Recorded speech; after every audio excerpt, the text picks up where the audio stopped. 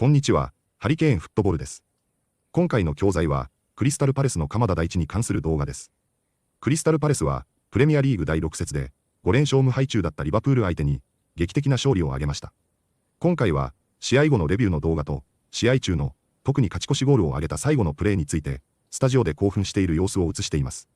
この試合では、リバプールに厳しい評価がされていると同時に、クリスタルパレスがどれだけ素晴らしいチームなのか、について多く話されていますが、この番組の中では、アラン・シアラーとマイカ・リチャーズが、クリスタルパレスの組織的なプレーを称賛し、特にプレスの連動の仕方と、そのプレスのトリガーとなる初動が大事だと話し、鎌田大地がそのトリガーを引いていたと話しています。実際にどのように話しているのか、チェックしてみましょう。Palace deserved to win. They were much better than us in the first half. Could have been up 3-4-0 maybe. And in the second half, I think it was a better performance from us. We had some very good, clear chances.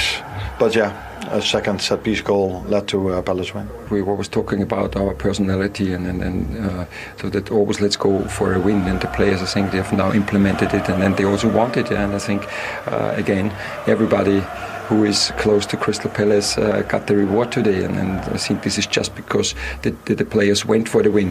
What was his message to you when you came on? You know, he said I was going to get a situation, so just to stay calm, and I tried to do that. Talk me through that situation, because you did stay very calm indeed. Yeah, you know, I saw Will, win the header in there, and it was coming over, and it was a nice clean strike on my left foot, and obviously it was a bit of a weight with VAR, but happy to get the goal in the end, yeah. Yeah, it was well worth the wait for Eddie Nketiah and for Crystal Palace.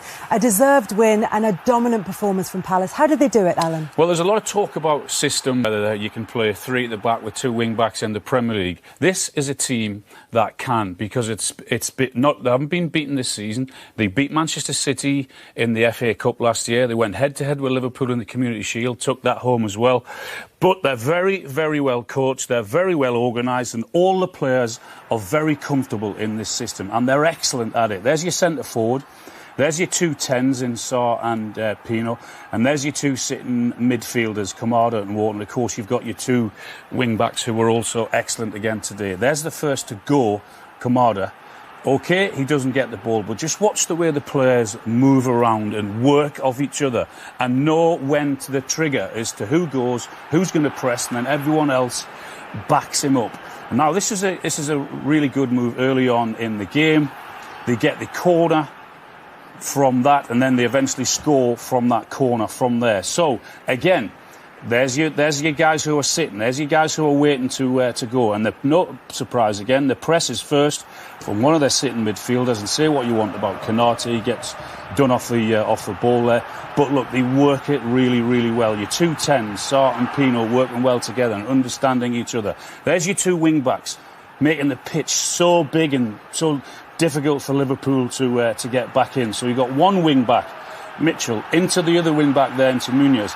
And Palace absolutely battered Liverpool in the first half. If it wasn't for Alisson, who made 4 or 5 magnificent saves, the game would have been over then.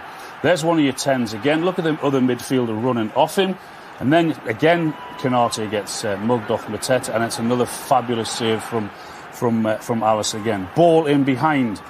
Look at Munoz again trying to get into the box there. And this would have been such a clever goal. So well worked, as I said. Everyone understanding. Fantastic effort from Mateta. Really, really unlucky not to see it go in the back of the net. Kamada there again, the sitting midfielder, playing the ball through, how and when to play it with the pace.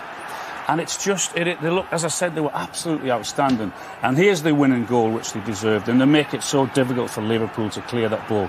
They don't let them settle at all. And that is a great finish. Nothing more than Crystal Palace deserved. They really have been absolutely superb. And if they can keep the vast majority of those players fit, then they could have a very, very exciting season. Not just unbeaten this season, unbeaten in 18 games in all competitions. They're on a fantastic run, Micah. This is not, and far from, a one-off good performance from them. They've been excellent for a while. They have been really excellent. I think when Al showed there in his clips how fluid they are. So when they go from, if it's a low block and then the transition, it's really quick. Everyone knows where to be. And Alan made a really good point there, the trigger, when to go. So many times when we see teams play, they don't know when to go. They're sort of waiting, shall I? And then all this team are so well organised. That comes from the manager who is just brilliant. Don't forget, he won the Europa League at Frankfurt. He comes from decent pedigree already, but this team, it just delightful. No fluke today. They deserved it. They were much better than Liverpool. And Liverpool not at the races at all. What went wrong with their performance? They were all over the place, particularly defensively. The way Palace moved the ball, the way they closed down, they just didn't have an answer to that, particularly the first half. We've seen them rip them open 5 or 6 times with really good play. And Liverpool, after so many errors, so many spaces that were allowing Palace to get on the ball and play at their tempo. As I said, if it wasn't for Alisson, it would have been 4 or 5 at half-time. Konate is starting to worry me a little bit. Him and Van Dijk have been a good partnership and have done really well together, but his individual errors at this moment in time, it's just making the back line look a little bit nervy. You know, Liverpool are always good in defence. Van Dijk, he always marshals the back line, but they give Palace too many opportunities for no actual reason. It was just being sloppy, and that's so unlike Liverpool. There's going to be one last chance for Crystal Palace. Jefferson Lerma is going to launch this ball into the box from a deep throw-in. Richards up, Lacroix's up, Mateta's there, and Nketiah, Gueye. Wow, defend this. You've got to remember, Konate's off the pitch. It's a long throw. Flit. Will Hughes keeps it alive. It's fallen through. Nketiah! Unbelievable! Hey, who said old school throw-ins have gone out the window? No, he's flicked on at the front post. Eddie Nketiah brings it down onto his chest. Left foot, rocket spin to the back of the net. He had an opportunity with his head early on. Game over, 2-1 Crystal Palace. It certainly is the biggest test of the season, Simon. 2-1 to Crystal Palace. What an amazing moment for the former Arsenal man. Eddie Nketiah has grabbed the winner at Selhurst Park in the dying moments, and just as Liverpool had hauled themselves back into it with another late show, it's Palace with the late show today, and it looks like they're going to equal that club record of 18 games unbeaten, but they won't care about that. They'll care about the fact that they have made it 2 wins out of 2 against Liverpool this season. Remember, winners on penalties in the Community Shield way back in August, and they have hit the front in the 97th minute at Selhurst Park. A long throw into the box, and Eddie Nketiah from the flick on, able eventually to put it in the back of the net. Just wondering if we're going to look at a possible offside, but I think it is going to be tight. It is going to be tight. Oh, yeah, he's onside. He's on. He has to be on. Surely they're not going to go to VAR on that one. Crystal Palace leading Liverpool by 2-1. Still waiting for not Simon, who was the Chelsea man, still hoping for Chris Kavanagh to blow the full-time whistle. Eddie Nketiah looking on at the moment, looking at the referee to see if that whistle's going to be blown. There might be a check, Dorse, by the look of it. He looked onside. He's confident this is so tight. So there's a couple of phases in it. It's flicked on at the front post. Then it's headed out to Will Hughes. He keeps it alive. He puts it back into the box. And I don't know if it's Mateta, someone else flicks it on, and it's that second flick that he might just be onside. Gravenberch might be the one that's playing up, but take nothing away from this finish when it comes into his chest. He takes it away from the defender, and all in one motion with his left foot. Lovely strike through Alisson's legs. Chris Kavanagh. Mike, over to you. Do you think it's onside? It's tight. It's so tight. Where they have an automated offside, it'll be quicker than what it normally would be, but it's a goal. Goal! 2-1 to Crystal Palace. You was going to say goal, weren't you, Mike? Yeah. I'm not laughing at the fact of the scoreline. It's just the fact you were doing that. Yeah, you were doing that. You know, straight there, sorry. Well on. Yeah, well on. Gravenberch is left hand. See the image. Game over. What a game of football. 2-1 Crystal Palace. Brilliant. 次は解説です。今回は過去に解説したものがほとんどですし、何度も見たことがあるかもしれませんが、それだけ重要なボキャブラリーや表現もありましたので、本日の解説をチェックしてみましょう。work of each other. ワークオフイーチアザーはチームワークや共同作業に関する表現の一つです。このフレーズは単に一緒に働くという意味ではなく、相手の行動や発言に合わせて自分の行動を変えるというニュアンスがあります。例えば、バスケットボールの試合でパスを出すタイミングを互いに感じ取り合うような関係や、漫才師がボケとツッコミを交互に繰り出す時のような連携を表現します。この場合のオフは、何々を元にしてという意味で使われており、相手の動きや言葉を土台として自分の行動を構築する感覚です。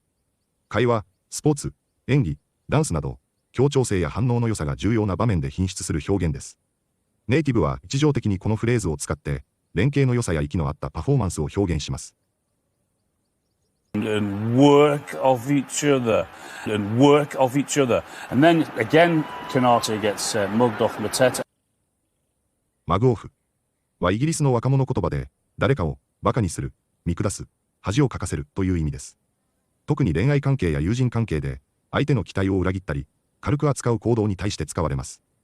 例えば、ドタキャンする、約束を破る、他人の前で恥をかかせる、などが、マグオフの典型的なシチュエーションです。ネイティブの若者同士の会話ではよく出てきますが、フォーマルな場では不適切とされるスラングなので注意しましょう。感情がこもる表現なので、イントネーションや表情も大事にして学びましょう。And then again, Canati gets mugged off Mateta. And then again, Canati gets mugged off Mateta. This is not, and far from, a one-off good performance from them. ワンオフは、一度限りの、再び起こらないという意味を持つ便利な表現です。ニュースやビジネスの英語では、ワンオフペイメントで、一回限りの支払いのように使われることが多く、一時的なものや限定的なものを強調する言い回しとして使われます。また、形容詞として、ワンオフイベントで、一回限りのイベントや、名詞として、It was a one offで、それは一回きりだったという風にも使えます。日常会話でも、仕事や人間関係の中で、あれは特例だったや、もう二度とないという意味で使える、実用性の高い表現です。アメリカ英語でも理解されますが、特にイギリス英語で頻繁に使用されます。This is not, and far from, a one-off good performance from them. This is not, and far from, a one-off good performance from them. No fluke today. フルークは、偶然うまくいったこと、まぐれで成功した出来事を指すときに使われる単語です。この単語には、実力ではないや、運が良かっただけというニュアンスが含まれるため、皮肉や謙遜、軽視として使われることも多いです。スポーツやテスト、ビジネスのプレゼンで、それはフルークだったねと言われたら、あれはたまたまだと言われているようなものです。会話や試合後のインタビューなど、リアルなやり取りの中でよく登場する単語なので、ニュアンスをしっかり覚えておくと便利です。No fluke today. No fluke today. It's just making the back line look a little bit nervy. ナービーは、スポーツ実況や映画、ニュース解説などでよく使われる表現です。特に、神経が高ぶっていて、不安や緊張で落ち着きがない様子を表すときに使われます。サッカーの試合で、アナービーディフェンスといえば、守備が不安定で危なっかしいという意味になります。ナーバスと似ていますが、ナービーはより感情的で、プレッシャーの中で挙動が乱れるようなニュアンスを持ちます。アメリカ英語では、大胆な、厚かましいという逆の意味でも使われるので、文脈に注意が必要です。落ち着きがないや、そわそわしているといった日本語の感覚に非常に近いので、会話や試合分析でよく出てきます。It's just making the back line look a little bit nervy. It's just making the back line look a little bit nervy. And just as Liverpool had hauled themselves back into it. ホールバックは、スポーツ英語やニュースの見出しでよく見かける表現です。特に、劣勢な状況から追い上げて、同点または逆転に持ち込むといった場面で使われます。このフレーズは、重いものを引っ張るという意味の、ホールに、バックを組み合わせることで、苦労しながらも状況を引き戻すニュアンスを含みます。例えば、ホールゼムセルブズバックなら、自力で追いついたという意味合いになります。日常会話ではあまり使われませんが、スポーツ実況、記事や戦術解説には品質です。